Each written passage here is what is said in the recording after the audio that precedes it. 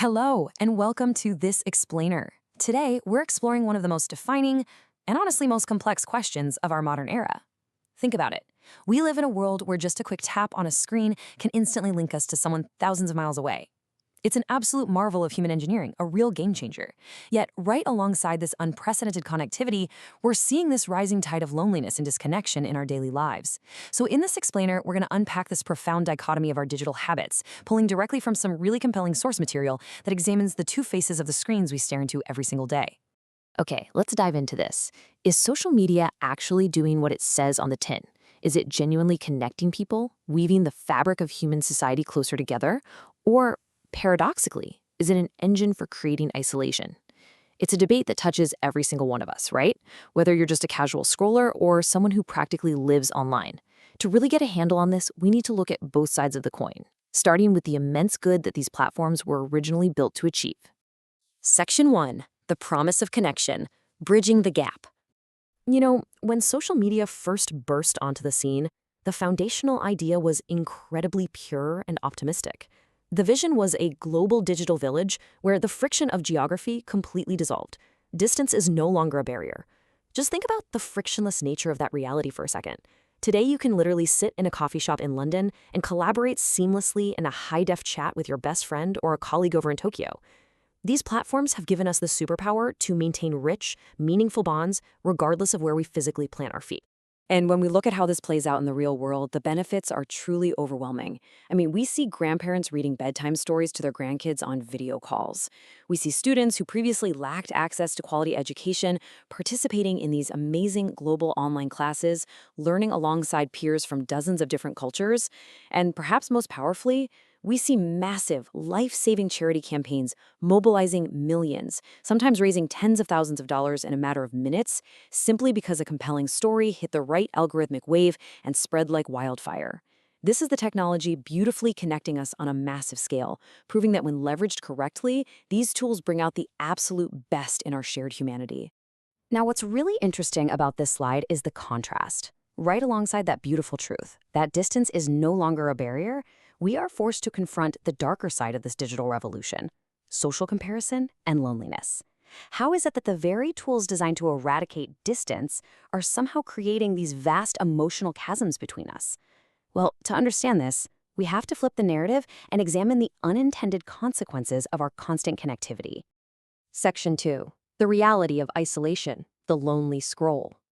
It's a phenomenon sociologists call being alone together. Have you ever noticed that? We find ourselves physically present in a room, maybe even at the family dinner table, but cognitively we're completely isolated, caught up in the lonely scroll. We see teenagers, and let's be honest, adults too, scrolling endlessly through perfectly curated feeds, completely driven by variable reward schedules. Those are the little dopamine loops meticulously engineered into the platforms to keep us hooked. In this environment, we aren't just absorbing information, we're constantly, subconsciously measuring our own unedited behind-the-scenes reality against everybody else's highlight reel. This relentless social comparison is a perfectly designed trap. It breeds feelings of inadequacy and, ironically, deepens our sense of isolation, even while we're consuming content created by thousands of other human beings. 1,000. Just pause and think about that number for a second. In the physical world, standing in front of 1,000 people, that would be a massive, overwhelming crowd. But on social media, having 1,000 followers is often treated as just a baseline, a totally superficial metric of your social worth and reach. We collect these connections, hoarding them almost like currency. But what does that number actually mean when it comes to the real quality of our relationships? We might have 1,000 followers, yet not one person to truly talk to. That is the devastating punchline of the digital age. It exposes the crushing loneliness that can thrive right behind those massive online numbers. You can broadcast your thoughts to an audience of thousands and still feel completely unseen and unheard in your actual day-to-day life. It really begs the question, are we prioritizing the illusion of connection over the difficult, messy, but deeply rewarding work of genuine intimacy? Section 3. Platforms versus our habits. Shifting the blame. So the crucial point is this. Up to now, it might sound like we're painting technology as the ultimate villain in this story.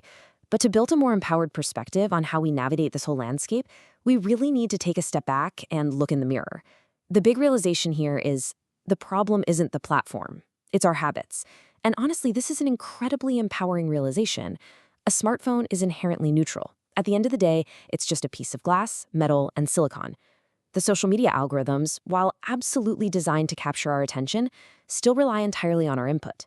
It is human behavior, our choice to endlessly scroll instead of engage, our choice to prioritize a like from a stranger over a conversation with a friend. That is the root issue here. We have the agency. Let's move to and see how this builds. Section 4, Reclaiming Our Real Relationships, the Human Connection. And this brilliantly illustrates the path forward. Once we accept that our habits are the primary driver of our digital experience, we unlock the ability to actually change them. We move from being passive consumers of technology to intentional users. Our core philosophy needs to recalibrate to this idea. Technology should strengthen relationships, not replace them. We don't need to throw our phones into the ocean and move to an off-grid cabin in the woods. Instead, we just need to use the tools as tools. Use the video call to see your grandmother smile. Use the group chat to organize a weekend hike with your friends. But when you're actually on that hike, or when you're sitting in the same room as your grandmother, be present. Prioritize the real physical human connection over the screen. The solution really starts with a very simple physical choice: putting down the phones to spend time with others. It means sliding the device into your pocket, maybe even leaving it in the other room entirely, and literally lifting your eyes to meet someone else's. It's about actively choosing to engage with the physical world, allowing ourselves to be fully present for the laughter, the subtle facial expressions, and all those shared experiences that simply cannot be replicated through a piece of glass. As we wrap up this explainer, I want you to take a look at your own habits. The next time you reach for your device today, pause for just a microsecond and ask yourself this final powerful question.